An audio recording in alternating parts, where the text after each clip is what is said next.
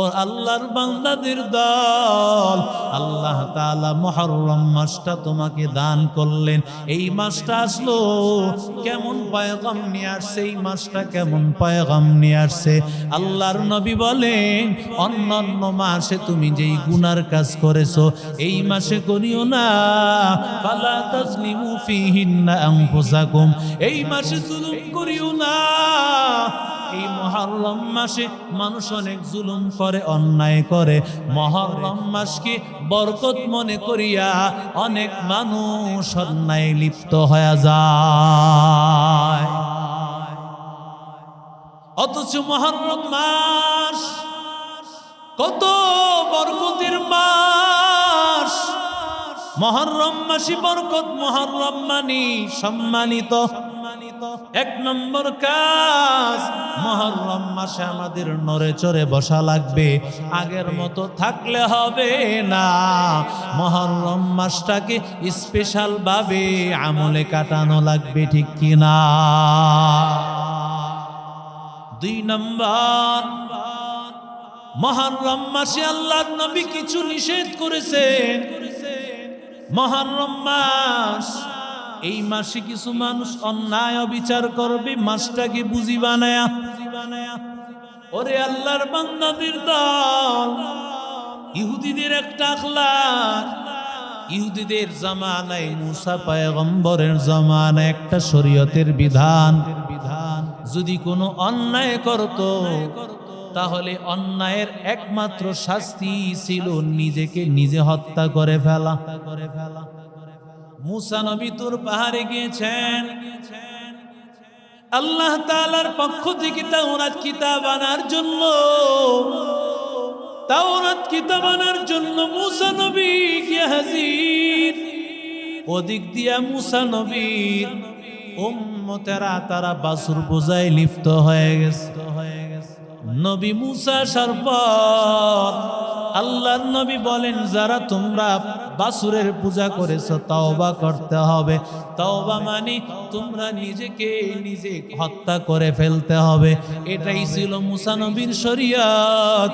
সুতরাং যারা মুহররমকে কেন্দ্র করিয়া নিজের শরীরের উপর আঘাত করে, এটা আমাদের উম্মতি মুহাম্মদের আদর্শ না, বরং ইহুদিদের একটা আদর্শ। মুসলমান ইহুদিদের আখলাক গ্রহণ করেছে, হিন্দুদের আখলাক গ্রহণ করেছে, ঠিক কিনা জোরে বলেন? তালাশ করলে দেখা যায় মুসলমানদের মধ্যে শুধুমাত্র হিন্দুদের আখলাক, মুসলমানদের মধ্যে ইহুদিদের আখলাক, খ্রিস্টানদের আখলাক, ঠিক কিনা জোরে বলেন? মুসলমানেরা হিন্দুদের আখলাক গ্রহণ করতে পারে না, মুসলমানেরা ইহুদিদের আখলাক গ্রহণ করতে পারে না। আল্লাহর নবী রাহমাতুল লিল আলামিন যখন মুহররমের রোজা রাখার জন্য পয়গম্বর সাহাবীদেরকে বললেন, ও সাহাবায়ে কেরামের দল, ইহুদিরা রোজা রাখে, ইহুদিরা 10 তারিখ রোজা রাখে, আমরা 10 তারিখ না, 10 তারিখের সাথে আরো একটা দিন মিলে রোজা রাখতে হবে। খালিফুল ইয়াহুদ, ইহুদিদের বিরোধিতা করো। সুমু ক্বাবলাহু ইয়াওমা আও বা'দাহু ইয়াওমা, আগের দিন মিলেই একটা রোজা রাখো, পরের দিন হয়তো আরেকটা রোজা রাখো।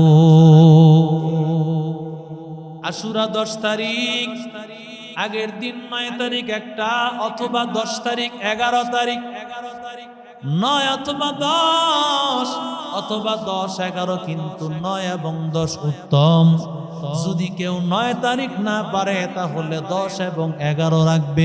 রাহমাতুল লিল আলামিন যেই বছর বলেছেন, পরবর্তী বছর আর নবীজি বাঁচেন নাই। আল্লাহর কুদরত, আল্লাহর নবী চলে গিয়েছেন। নবী বলেন, যদি আমি আগামী বছর বেঁচে থাকি, আগামী বছর আমি 10 তারিখের সাথে মিলাইয়া রাখবো ইনশাআল্লাহ বলে নবীজি জানা দেন। হয়তো আমি আর দুনিয়াতে বাঁচবো না। আল্লাহর নবী দুনিয়াতে নাই, নবীজির কথাটা পালন হয়ে গেল। আল্লাহর নবীর কথা অনুযায়ী উম্মতেরা 10 তারিখ, 9 তারিখ, 10 তারিখ, 11 তারিখ মুহররমের 2টা রোজা উম্মতেরা রাখি। ইহুদিরা রোজা রাখছে একটা, মুসলমানেরা রাখে কয়টা?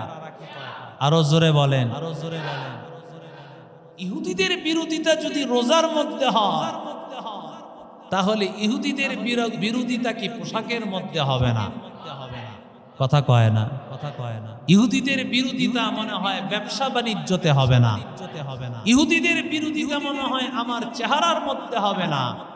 ইহুদিদের বিরোধিতা হয়তো আমার বিবাহ শাদীতে হবে না। আমাদের বিবাহ শাদী হয়ে গেছে ইহুদি, খ্রিস্টান আর হিন্দুদের কালচার, ঠিক কি না জোরে বলেন?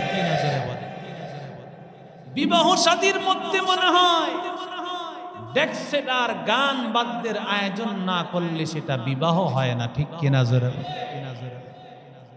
এবং এত হায়ওয়ান জানোয়ারের মতো আমাদের আখলাক হয়ে গেছে, যদি কেউ বুঝাইতে আসে উল্টা তাকে ধমক দিয়ে তাড়ায় দেয়। মনে হয় যেন সে বিবাহের অনুষ্ঠানে গান বাদ্য করে অনেক সওয়াবের কাজ করতেছে, ঠিক কি না জোরে বলে?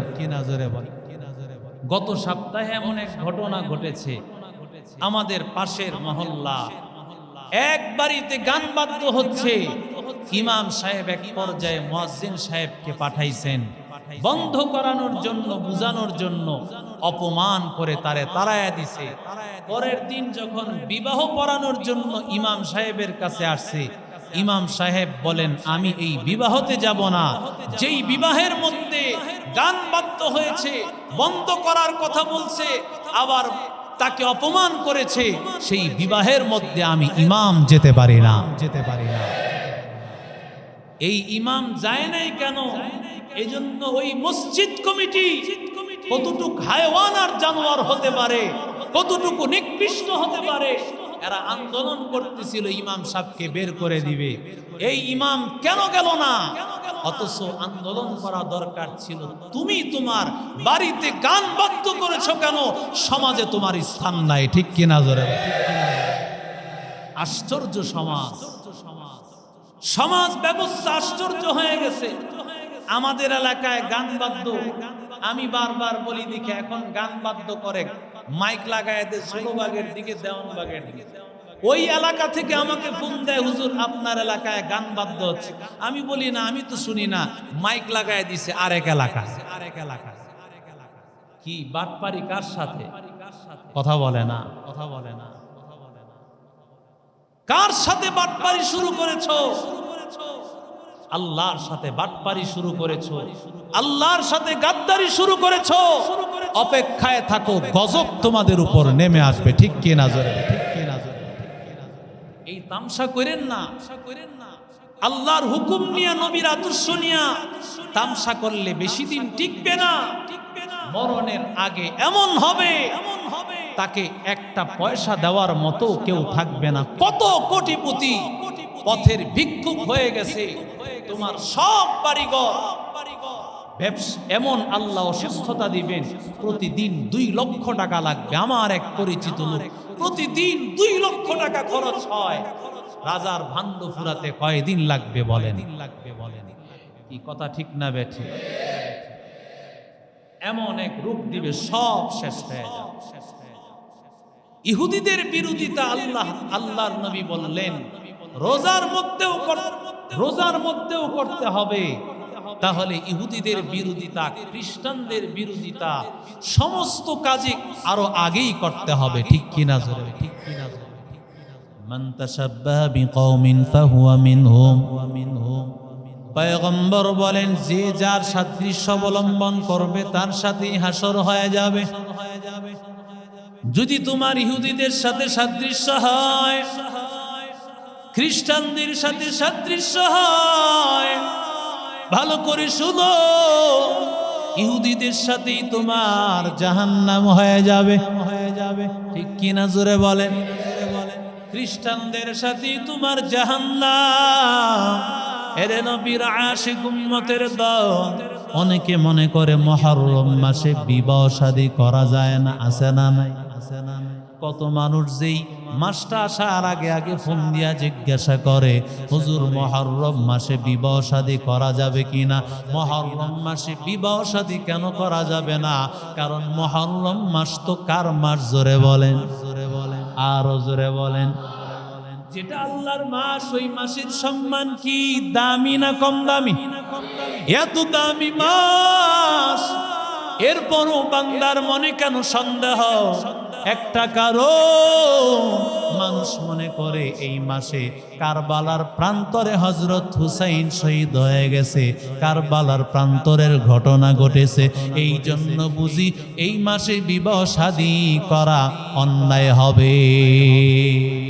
কথা কন্যা গান। আশুরার ইতিহাস কবে আর কারবালার ইতিহাস কবে?